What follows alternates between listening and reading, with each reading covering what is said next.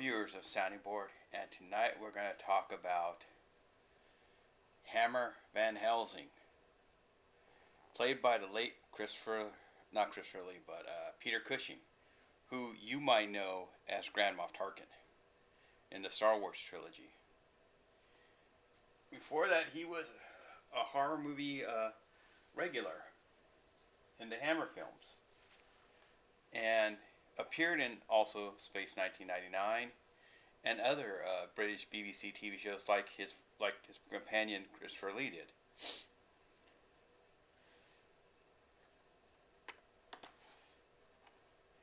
As you can see, on the back you get the more modern version of Van Helsing from who's his descendant into films, because in the Lee Dracula films they go through time, and his adversary is Van Helsing, and a majority of the time he's played by Peter Cushing.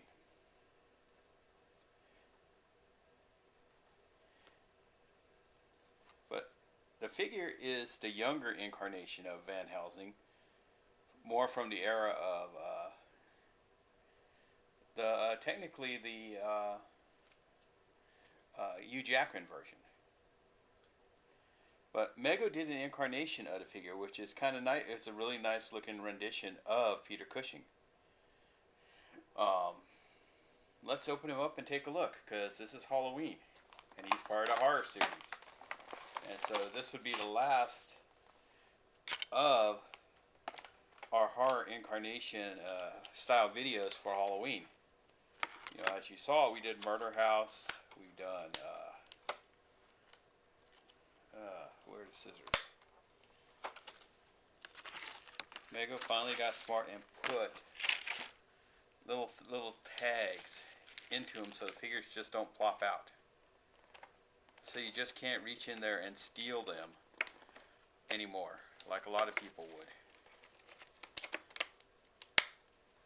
You know, you could throw his. A lot of these guys don't have parts, or the parts are incorporated into the costumes, like the Star Trek guys.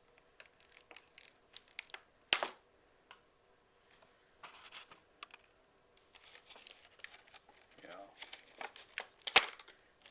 very few of them come with weird little accessories like these. His crosses. And here's what he looks like out of the package. We know he's a standard MEGO underneath there. You know, he has 14 points of articulation. He actually has the classic tennis shoes that were used like on Richie and Potsy and all the Happy Days gang, except for Fonzie.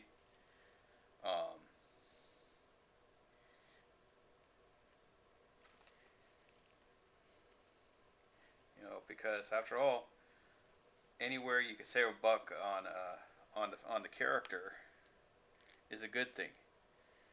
Oh wow, they didn't tuck in his shirt underneath here, which I have to do later. Which it looks like he does have Major Nelson's shirt and pants, but they're now darker, and a whole new jacket. Oh, I forgot to show you. Which this came originally with Major Nelson, and these pants did, which are not the same as Figure Inc.'s costume parts, because as you can see underneath Donald Trump, he has a different tie that goes around his neck. But the pants might be the same, because they do share the same sneaker shoes.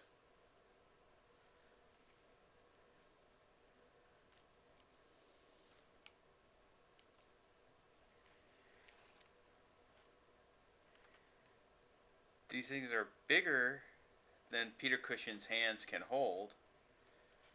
So You may actually have to go to the figure toy company thing and remove his hands and get the hands that are like this just so he can hold these, because the bars are way too thick for him to hold them. Hold his Iron Cross style vampire tools. But maybe we can get a better version of his head this way. This is like I said, the younger incarnation. I wonder if with a little paint and dry brushing you can make him into the older version and change his costume more to you have to buy one of the president figures to change it to a business suit with a scarf and blue shirt underneath it, which might be possible. I don't know what you'll do without excuse me, for a good portion, you have to paint in his deeper recesses of his cheekbones and the sides of his head, because this is, like I said, a younger incarnation of him. But this is one of the two characters that kind of influenced one of the modern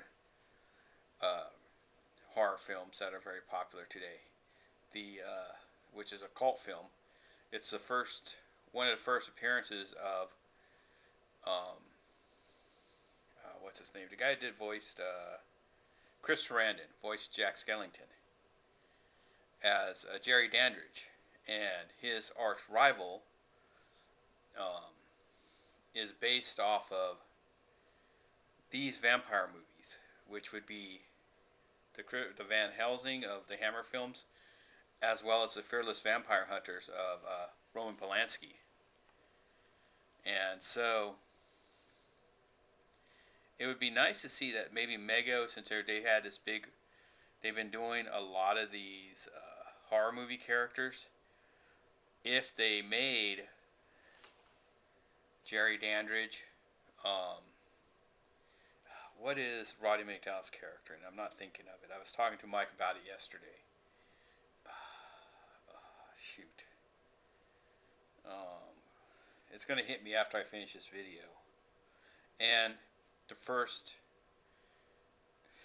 vampire version of Marcy Darcy, Amanda Beers, because we always see that female vampire character in a lot of stuff, in photos and stuff nowadays. There's another version of a vampire siren that is used a lot, because we see that style in Van Helsing and also in Dracula, with even the Dracula from Gary Oldman would be kind of cool to get a hold of,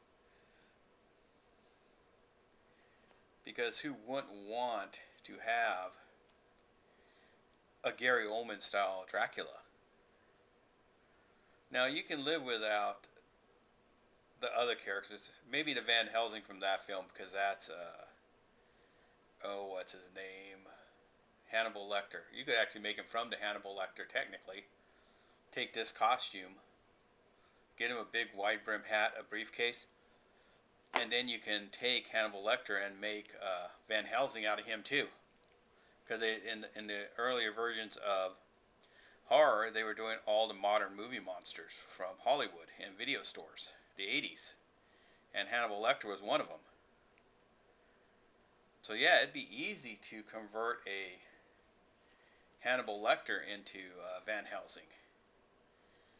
Another actor I'm forgetting about. And I really enjoy his work. He's really great as Alfred Hitchcock. There'd be another good character. Because kind of it'd be like Stan Lee.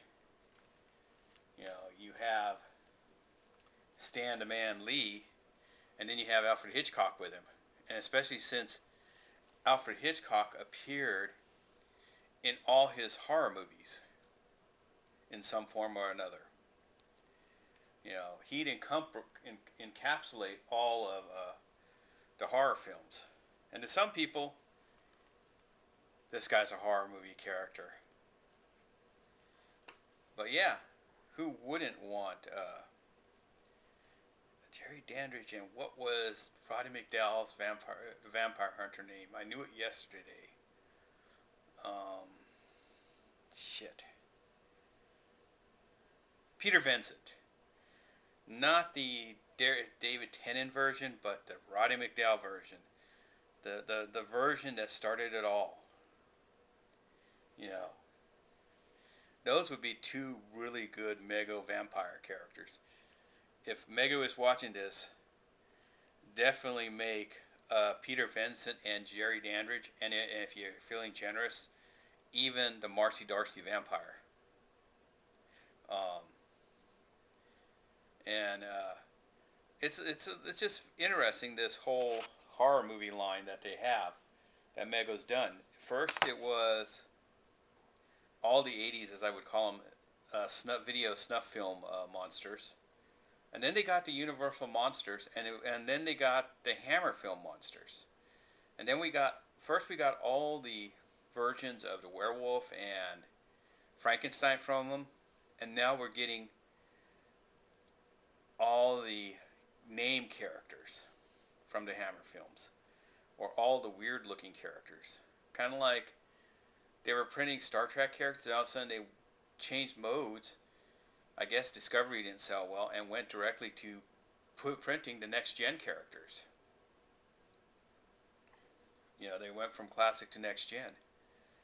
You know, one of the more beloved shows out of all the other Star Trek incarnations.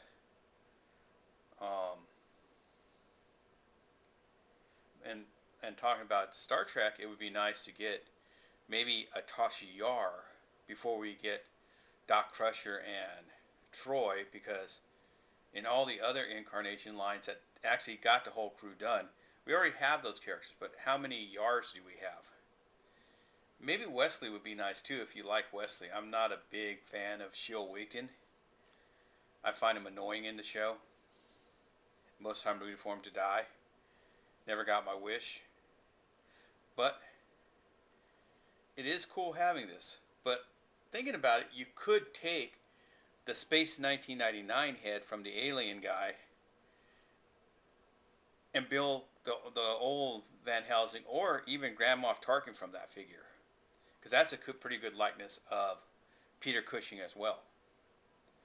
Unlike Christopher Lee in his thing as Captain Xantos, it's not a good rendition of Christopher Lee. But until next time, this is the Sounding Board signing off.